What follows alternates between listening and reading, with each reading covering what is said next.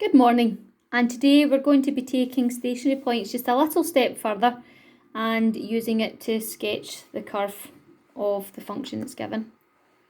Now, if we want to sketch a curve, we need to know where it crosses the x-axis. We call that the roots. And if we want to know where a graph is going to cross the x-axis, then we let y equal 0. If we want to know where it crosses the y-axis, if we want to know where something crosses the y-axis, then we let x equal 0, so we let the opposites equal 0. Next step is just to do what we've been doing already, which is to find the stationary points, which are the turning points, and also their nature. And then the last thing, the behaviour of the curve for large positive and negative values, just to show that it's not going to change direction at any point as we get to kind of a really big values to the left or to the right. Okay, so sketch the curve with the equation y equals 2x cubed minus 3x squared. So we're going to find where it crosses the x-axis. We want to know where it crosses the x-axis. We're going to let y equal 0. So we don't differentiate to start. We just do this as we would do any graphs that we've had from National 5 to find where it crosses each of the axes. So the roots of curve when y equals 0. So we have 2x cubed minus 3x squared equals 0. We factorise, we take out an x squared as a common factor, and that leaves us with a 2x minus a 3. So that means that we can say that x is equal to 0, because x squared is equal to 0, so we'll in the next line write that x is equal to 0, or 2x minus 3 is equal to 0, which means that x is equal to 3 over 2. So there we have all of that broken down there. So we now know that it crosses the x-axis at 0 and 3 over 2. So as a coordinate, that would be 0, 0 and 3 over 2, 0. Okay, so those are the roots where it crosses the x-axis. Okay, so now what we're going to be looking at is to see where it crosses the y-axis. Now that's an easy one, because if you want to know where it crosses the y-axis, you just let x equal 0. So when all of these x's are 0, that would be a 0, that would be a 0, so you're just left with a y equals 0. And in actual fact, when you're finding where it crosses the y-axis, if you've got a constant on the end of a function, then that's where it crosses the y-axis. That's not just for a straight line graph, that's for any kind of function, okay? Like a cubic or a quadratic or anything. So when x is equal to 0, your x's become 0, y is equal to 0. So that's a nice easy one. So you can practically do that without all of that work in there. When x equals 0, y equals 0. So we know that we're crossing the y-axis at 0, 0 as well. Okay, so we've got our y-intercept there. So we now know where it crosses each of the axes. And now we're on to the differentiation part, which is using your stationary points. So we want to know the turning points. So stationary points, to find stationary points, we do dy by dx. That gives us a 6x squared minus a 6x, and we make dy by dx equal to 0, because that's where stationary points occur. So we make 6x squared minus 6x equal to 0. Let's take out a common factor of the 6 and the x.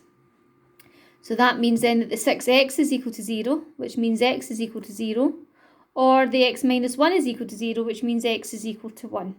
So we now know that the turning points occur at x equals 0 or x equals 1. Okay, so we're just going to find the other half of these coordinates before we start finding the nature. So if we want to know what the y value is when x equals 0, we will put this into the y equation. Okay, so we're going to put x equals 0 into the y equation to get what y is equal to. And that leads to y equals 0. Do the same with x equals 1. Put it into the y equation, and that leads to 2 minus 3. Which is negative 1. So that means that the stationary points occur at the coordinates 0, 0 and 1, negative 1. As you can see, you can get some doublers and things for some of the coordinates that you found out. Okay, so we know it crosses the axis 0, 0, but we've also worked out that it's actually not just crossing the axis, but it's turning at that coordinate as well. So we're now going to find the nature of the turning points. So we use our table. So we have x and dy by dx, and we have the nature, which is the graph, and we're going to put in our x values, which is 0 and 1, and then a little arrow to represent to the left of 0 a little arrow to represent between 0 and 1, and then a little arrow to represent to the right of 1. Okay, so this is our dy by dx, which is 6x squared minus 6x. And we know that at these two turning points, then the dy by dx values are 0. That's how we got the two turning points. So we're now going to pick something to the left of 0. So let's pick a negative 1 and put it into our dy by dx function. So 6 times negative 1 squared, take away 6 times negative 1, and so on. Okay, we'll pick something in between the 0 and the 1, which is a half. Pick something to the right of 1, which is 2. Okay, so I'm putting negative 1 into this equation here. Alright, now we don't need the actual numerical value, we just need to know whether it's a positive or a negative. 6 times a negative 1 squared, take away a 6 times a negative 1. Okay, so that's going to give you a positive value, isn't it? A 6 plus a 6, and that'll give you a positive value. Okay, put in a half. 6 times a half squared minus 6 times a half, and that's a negative value. Okay, so we put in a 2, 6 times 2 squared, take away 6 times 2, and that gives you a positive value there. Now that means that the graph is sloping up the way, then across for a 0 gradient, 0 divided by dx, then it'll be down the way, then across, and then up the way. So we know our turning points occur.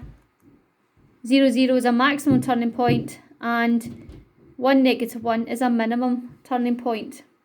So that's us worked out all of our values. Now the last little thing is just to show what happens when the values of x become really, really big or really, really small. Now, if we've got y equals 2x cubed minus 3x squared, as x tends to a really, really big positive number, we could say positive infinity, then the 2x cubed minus the 3x squared is really going to be dominated by the x cubed value. And that means that the value of the function would be a positive infinity as well, because anything cubed being positive going in, you cube it, it'll be a positive coming out. Same with the x here being a negative infinity. Again, it will be dominated by the x cubed part, the biggest power of the function, which is x cubed. And if you put a negative into an x cubed, then it'll be a large negative that will come out. Okay.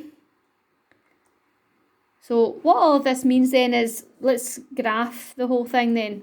So we've got our roots given here, our y-intercept, we do have a doubler there, we've got 0, 0, and we've now got our turning points given 0, 0 as a maximum, and 1, negative 1 as a minimum. So let's put all of these points on the graph. So here we've got our roots, 0, 0, 3 over 2, 0. So they're crossing the x-axis at these. Then if the y-intercept was different, we would then be marking something on the y-axis, but it so happens to be the same coordinate that's there, that's already given. Then we have a maximum turning point. So we're going to have a turning point at this point here. So we'll just remember that when we're going to graph it. And then we have a minimum turning point at 1, negative 1. Okay, so we've got a turning point coming up at 1, negative 1 here. Now, what this means here is that we've got a maximum turning point there. Then it's going down, and we have a minimum turning point there, and it's crossing the axis again there. Okay, so it's going up towards the turning point, then down in between the two turning points, then going up again to where it crosses the axis. And the last thing that we worked out was, as it keeps going into the negative direction, this will keep being a negative number, and as it keeps going into the positive direction, it will keep being a positive number. It doesn't turn again. We know there are only those two turning points there. So that's what the graph, that's what the graph looks like. So it is rising until it turns at 0, 0, then it turns, and then it starts to fall between the two turning points, as we can see from the nature table. And then we are rising again, but we can see that it crosses the axis at 3 over 2, so we have to mark that on it, and that's your graph drawn. So it's just a little step extra from your stationary points, where you've got to also just work out where it crosses each of the axes as well. Okay, so we're ready to do exercise 6N now. I've got a selection of questions here, but feel free to do more of them. Questions 1, 3, 7 and 8. Okay, and ask your teacher if you need any help, and good luck.